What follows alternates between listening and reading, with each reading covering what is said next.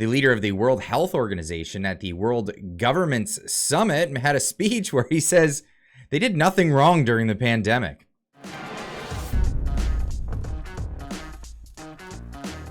Who Director-General Tedros at the World Government Summit. Let me be clear.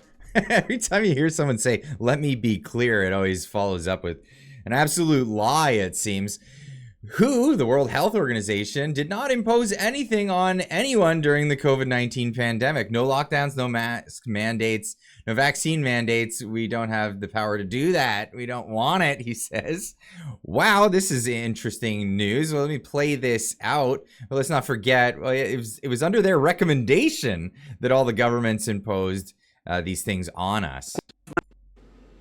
Let me be clear. WHO did not impose anything on anyone during the COVID-19 pandemic. Not lockdowns, not mask mandates, not vaccine mandates. We don't have the power to do that. We don't want it. We sure are looking for it. What does he say right after that? We don't want it. And we're not trying to get it.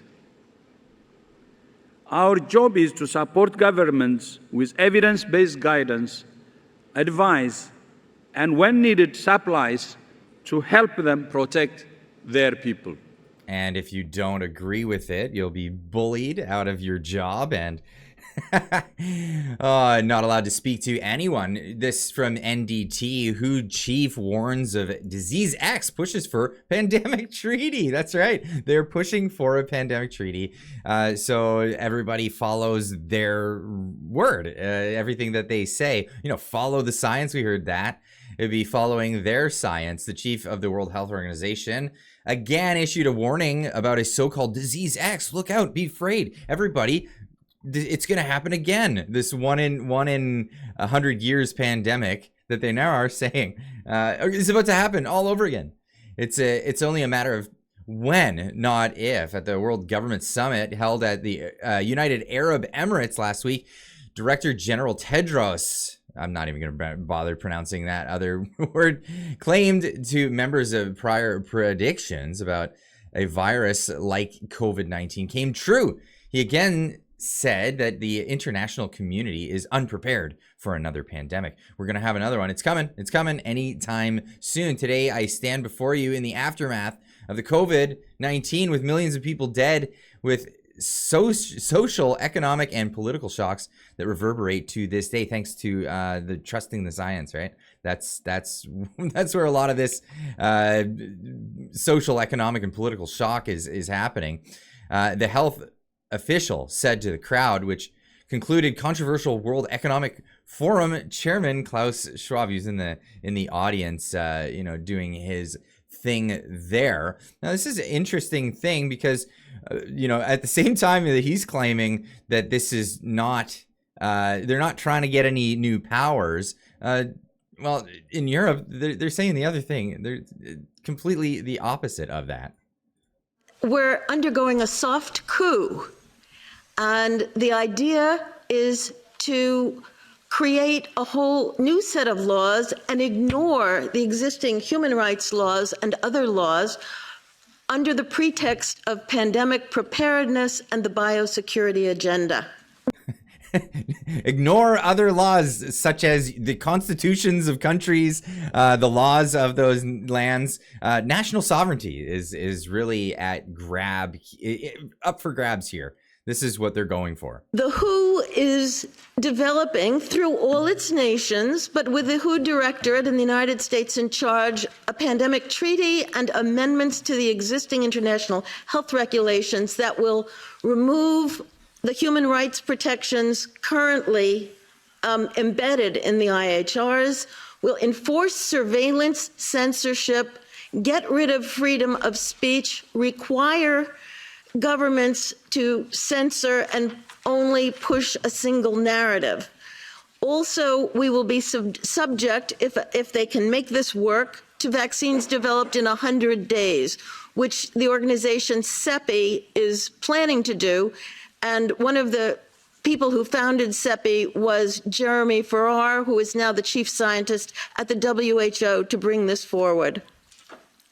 Other things that amendments do is to bind the states so they're no longer recommendations but enforceable edicts, provide a liability shield, get rid of intellectual property rights, move supplies from one country to another, enforce digital passports, and the Director General of WHO can demand that a pandemic or a potential pandemic exists. He can just declare it with no standards, and then countries around the world will have to obey. Now, I'll leave a link in the description down below. You can check out this video in its entirety. One thing to note on that is that the Canadian government, the Liberals in Canada, actually petitioned the World Health Organization to add climate change as one of the conditions for using these powers. That's right. That's right. So not just pandemics, but climate change is included in this pandemic treaty. Now, this is Klaus Schwab's daughter. Permanent climate lockdowns are coming, whether you like it or not. Klaus Schwab's daughter, Natalie Schwab, when the World Economic Forum speaks of permanent climate lockdowns, they mean it. This crisis has shown us that, first of all, things can shift very rapidly when we put our minds to it and when we feel the immediate emergency to our livelihoods. And second, that clearly the system, I mean, you mentioned it earlier, that we had before is not sustainable. So I see it as a tremendous opportunity to really to have this great reset and to use this huge flows, of money, to use the increased levers that policymakers have today in a way that was not possible before, to create a change that is not incremental, but that we can look back and we can say this is the moment where we really started to position, nature at the core of the economy. Wow.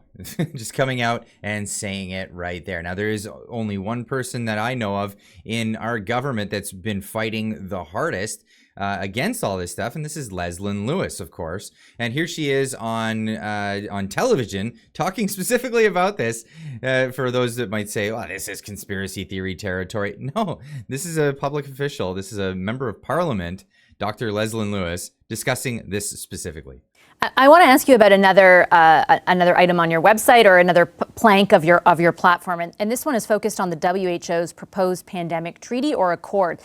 The accord has yet to even be drafted, but you're asserting on that page or on that release that Canada essentially could be surrendering our national health sovereignty to the WHO when it comes to responding to pandemics. How can you make that assertion when it hasn't even been drafted yet?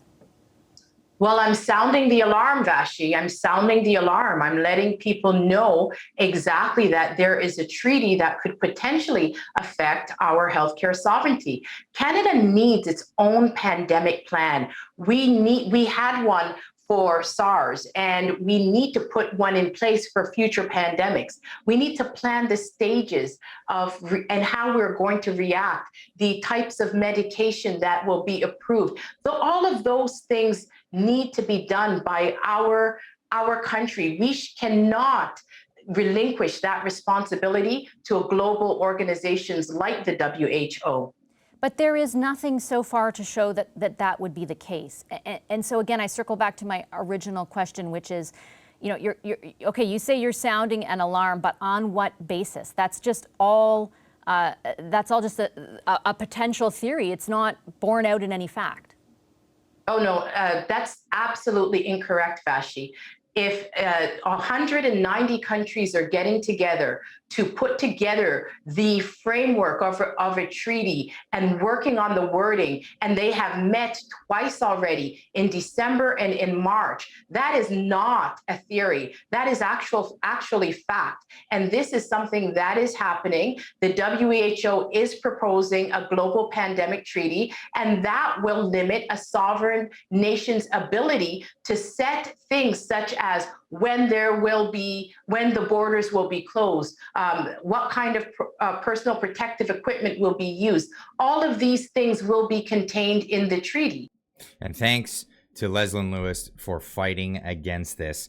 Of course, she had a petition famously that came out, and she brought it to the floor of Parliament, and she she brought it forward. I believe 18,000 people signed that petition, and she brought it to the House of Parliament, read it out, and we're yet to see where this is going. Now, she was instrumental in making sure that this didn't happen several times, but this is kind of like the zombie, you know? They keep coming. They're just going to keep coming back again and again and again to bring these treaties forward. We really need to put a death blow in the direction of this kind of thing to limit our national sovereignty, to pass the buck, essentially, so government leaders can say, well, it's not really us. We're not calling the shots. We're just imposing this stuff on you on another bureaucracy's behalf. So thank goodness that Leslyn Lewis is in government. We need to see more like that. But leave a comment in the comment section down below. Let me know what you think about this, about the World Health Organization, again, saying that they're not clamoring to get this power while simultaneously clamoring to get this power. Leave a comment in the comment section down below, and we'll see you in the next one. Keep on trucking.